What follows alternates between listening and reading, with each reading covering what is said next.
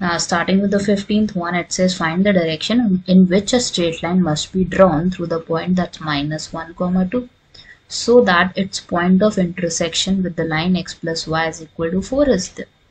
Maybe at a distance of 3 units from this point. Point से तीन distance का gap है between this point and this line.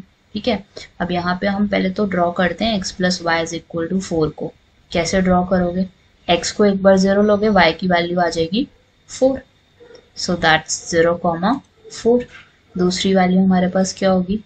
x को हम y को हम 0 लेंगे तो x की वैल्यू हमारे पास क्या हो जाएगी? That's 4. Join these two points. ये तो हो गया हमारे पास x plus y is equal to 4. अब पॉइंट है हमारे पास एक -1, 2.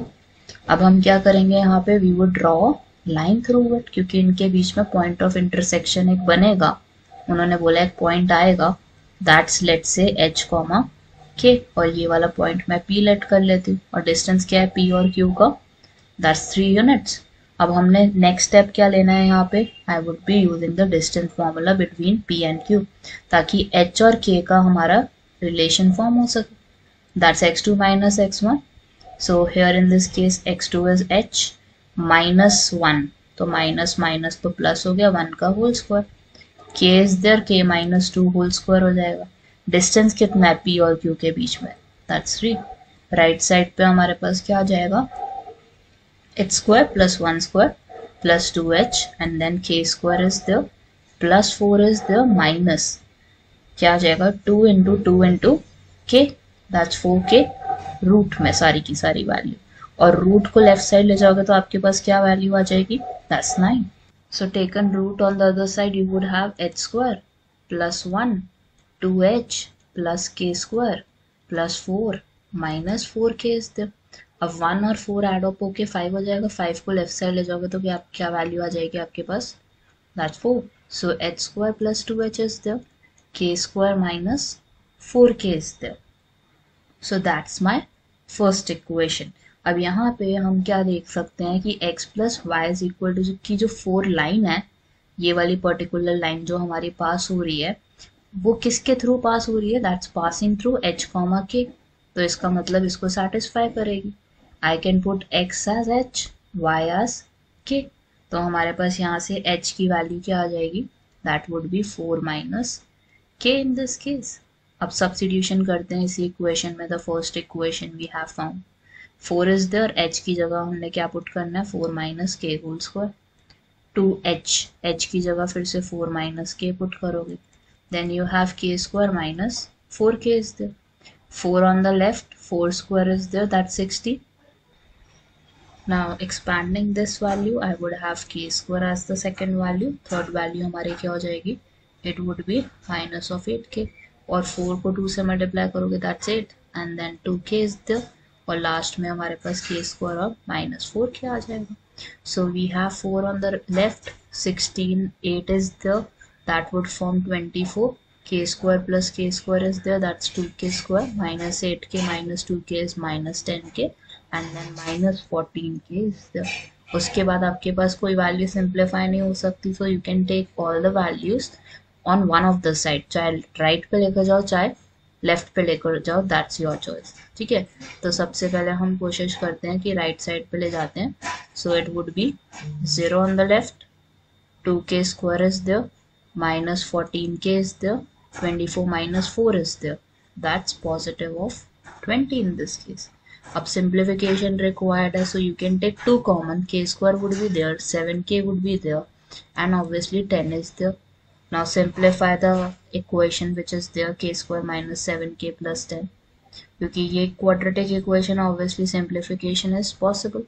So I could write minus 5k minus 2k plus 10 is equal to 0. Take common now, k is common, k minus 5 would be in the bracket, minus 2 is there, k minus 5 in the bracket equals 0. So I could have k as 5, I could have k as 2.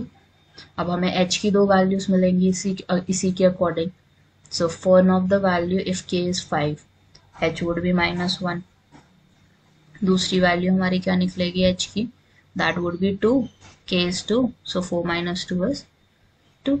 So I have now two coordinates in this case. एक तो हमारा बन गया पहला वाला, that's 2, और 5 के साथ क्या है हमारे पास, आई हैव h, k, तो हमारा ये बन जाएगा -1, 5 in this case.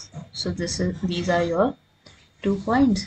Q के 2 points हो सकते हैं, या तो 2, 2 हो सकता है, या तो -1, 5 हो सकता है. So using these 2 points with respect to -1, 1, 2, क्योंकि Q हमारा 2 points में है possible, 2, 2, -1, 5, तो उसके अकॉर्डिंग क्या हो जाएगा आपके पास, you would get the equation of line, 2 equation of line. So now forming the equation of line, एक किसके रिस्पेक्ट में होगी, it would be with respect to -1, 2, and the second coordinate would be 2, 2. तो हमारे पास वैल्यू क्या आ जाएगी इस केस में, y minus y1, that's y minus 2 equal to 2 minus 2 is there, ठीक है, और नीचे हमारे पास क्या आएगा, x2 minus x1, that's 2 plus 1, और साथ में हमारे पास क्या आ जाएगा, x minus x1 is there, that's x plus 1 in this case. So इसकी एक इक्वेशन फॉर्म हो जाएगी सिंप्लीफाई करने पे. सेकेंड हमारे पास क्या होगा, -1, 2 इज देयर, और सेकेंड पार्ट क्या होगा हमारा, it would be with respect to -1 and 5. So y minus y1, that's 2, is equal to, in this case you would have 5 minus 2, और नीचे हमारे पास क्या आ जाएगा, I would have -1 -1, that's +1, तो 0 ही हो गया ये तो, और साथ में x plus 1 इज देयर, तो ये तो 0 हो जाएगी वैल्यू हमारी लेफ्ट वाली, बचेगा क्या, सिर्फ x plus 1 is equal to 0, और इधर क्या बच रहा है मेरे पास, only y minus 2 is equal to 0. So I have one of the line as y is equal to 2. Second line कैसी है हमारी, x plus 1 is equal to 0. So x की वैल्यू कितनी आ गई, -1. So I can understand एक line हमारी कैसी है, y is equal to 2 वाली, that's parallel to x axis, और दूसरी वाली कौन सी है, x is equal to -1, that's parallel to y axis. तभी उन्होंने हमसे पूछा था डायरेक्शन कैसी होगी हमारी स्ट्रेट लाइन की. So how it would be, it might be parallel to x axis or it might be parallel to y axis. Both of the situations can be there.